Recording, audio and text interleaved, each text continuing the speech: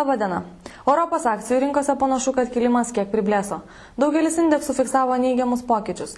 Fondų valdytojos Man Group bei Commerzbank akcijų kainos krito žemyn po to, kai pasirodė pranešimai apie akcijų rekomendacijas parduoti.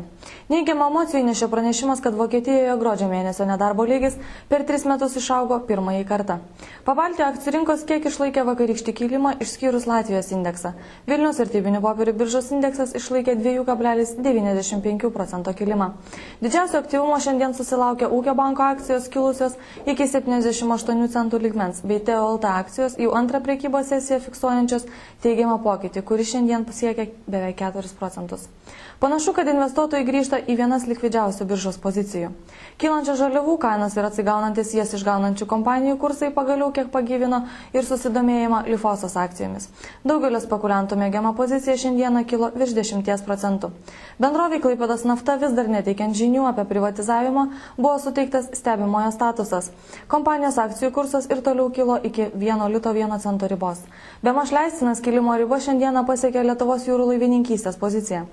Rinkos dalyvius vėl blaško galimas spekulacijos dėl privatizavimo, na, o bendra biržos apyvarta siekia daugiau kaip 3 milijonus litų.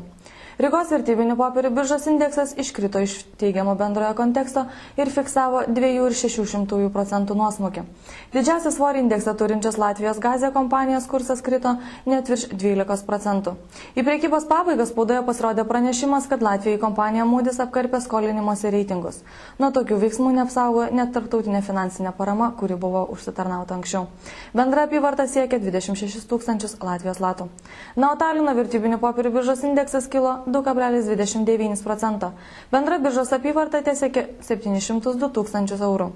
Investuotojų susidomėjimas ir toliau neblėso Tallinn Group akcijomis, kurių buvo perleista net 1 milijonas, o kaina tik neženkliai 1 centu šoktelėjo aukštyn.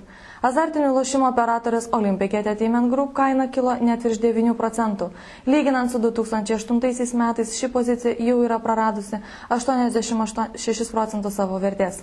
Todėl dabar normalu sulaukti tam tikro šokimo į viršų. Šiandieną naujienų tiek, viso geriausio.